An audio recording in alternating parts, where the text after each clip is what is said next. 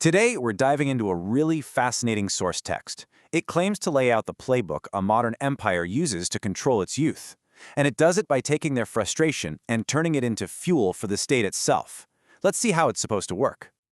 You ever get that feeling? Like you're doing everything you're supposed to, you're working hard, but a decent, stable future just seems impossible. You can't quite put your finger on it, but you just know something is fundamentally wrong. Well, the source material we're breaking down today argues that feeling of hopelessness isn't some random accident. Nope, it's a tool. It's something that's intentionally created and then very cleverly redirected. Okay, so let's get into the first play from this alleged playbook. It all starts with this huge, glaring contradiction between how the rulers live and how everybody else is forced to. And this reveals a gap that's about way more than just money. The source makes a huge deal out of this. The ruling class, they have foreign passports, their kids and families live overseas.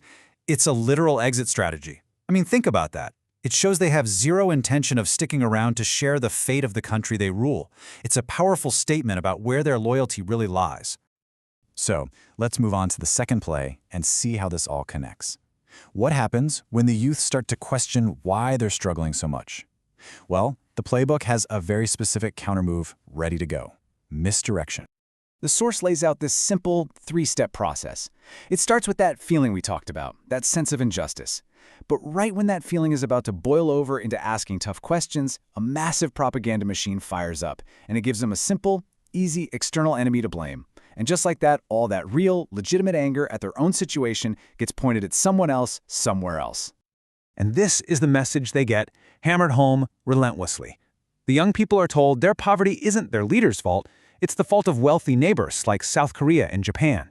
And the only solution? Conquest. The source makes a really dark psychological point about why this actually works. It's just easier.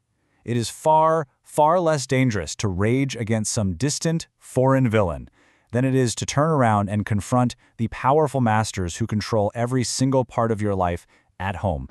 And this leads us to the third play in the book, which exposes this deep, almost tragic irony at the very heart of the propaganda.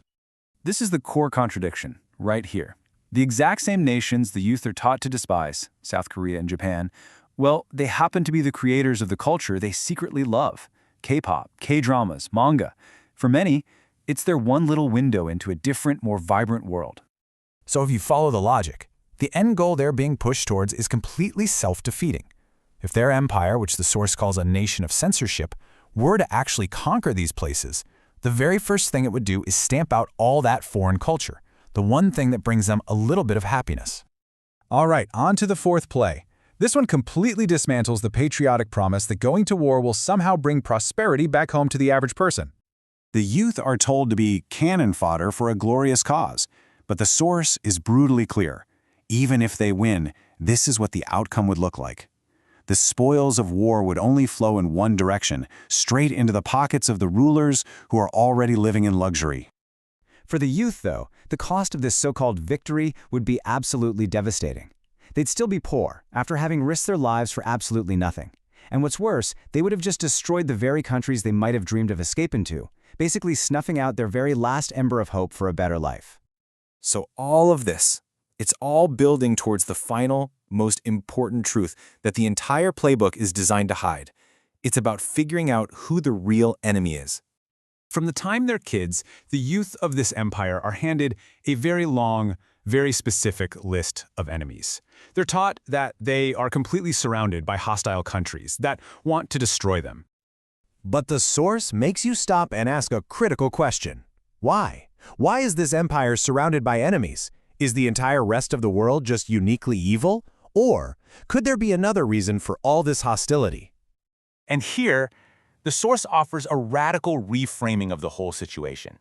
It suggests the problem isn't out there. The reason the empire has so many enemies isn't because other nations are evil.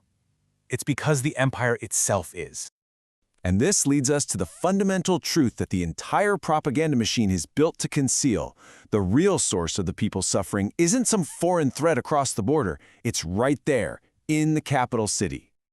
So when you put all the pieces together, the playbook becomes crystal clear.